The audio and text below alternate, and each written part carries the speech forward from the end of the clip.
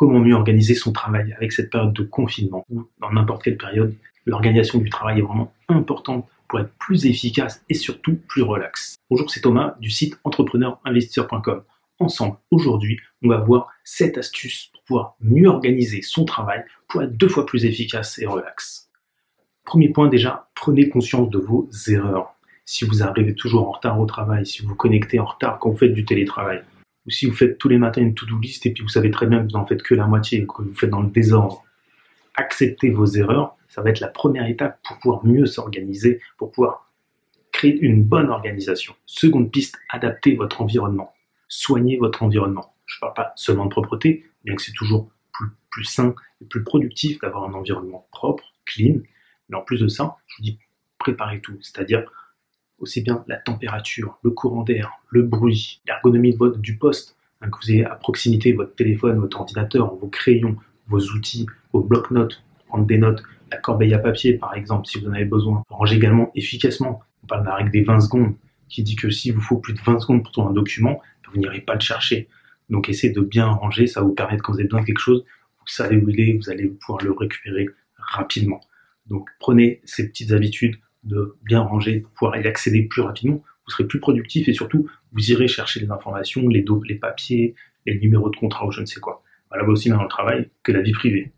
Troisième point, réduisez le stress. Le fait d'avoir une to-do list et de faire les choses les plus importantes vous réduit drastiquement le stress par exemple. Le fait de se limiter sur les notifications ou les emails, fixez-vous des horaires pour regarder vos emails. Ne répondez pas tout de suite à suivre.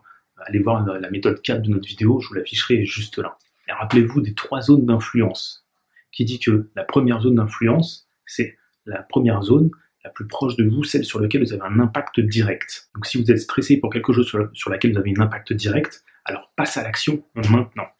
Ensuite, il y a une deuxième zone qui est un petit peu plus loin, où là vous allez devoir voir quelle est la personne qui pourra vous aider à influer cette problématique-là, pour pouvoir avancer. Et il y a une troisième zone d'influence qui est plus loin, sur laquelle vous n'avez aucune influence. Et bien dans ce cas-là, si vous n'avez pas d'influence, laissez tomber, oubliez, ne vous stressez pas pour ça, n'y pensez pas.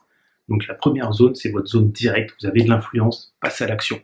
La deuxième zone, qui est un peu plus loin, trouvez la personne qui pourra influer dessus. Et la troisième zone, oubliez-la, vous ne pourrez rien faire. Quatrième piste, vaincre la procrastination. Faites-vous votre to-do list, faites les choses, par exemple, faites une chose facile que vous aimez à faire en premier. Ça vous permet de commencer à faire les choses. Ou bien commencer à préparer votre environnement, préparer vos outils, préparer tout ce qu'il vous faut, et au fur et à mesure, vous allez être entré, au fur et à mesure, vous avancez, et hop, vous êtes dans le travail, et là, vous allez arrêter la procrastination.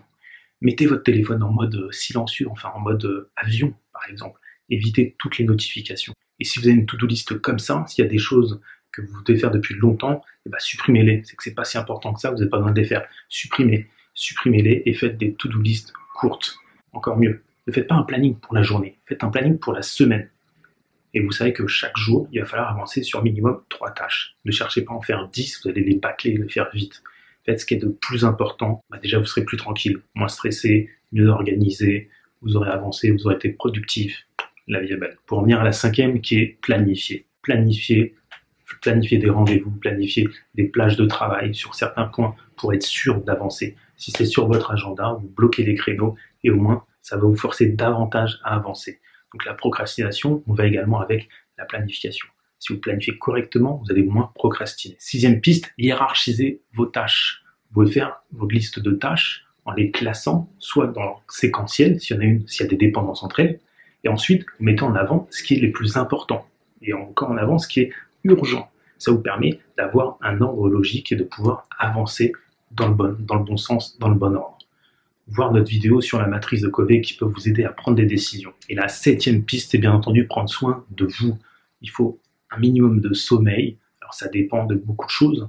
Voir notre livre gratuit sur la chronobiologie.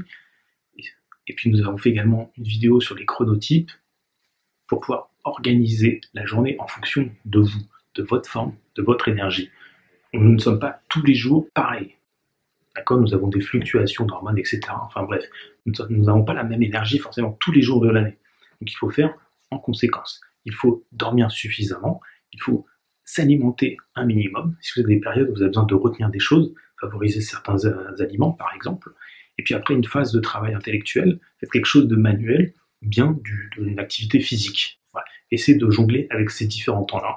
Faites des pauses, voilà. Pensez à vous, et ça va également beaucoup vous aider, vous serez plus productif, et ça va, tout ça, l'un dans l'autre, s'imbriquer, avoir une superbe organisation dans votre travail. Donc si ça vous a plu, les 7 conseils, retrouvez plus de détails avec le lien que vous trouverez dans la description, avec également le lien pour télécharger gratuitement le livre sur la chronobiologie pour mieux planifier ses journées. Abonnez-vous pour recevoir les notifications des prochaines vidéos, et je vous dis à bientôt. Ciao, ciao.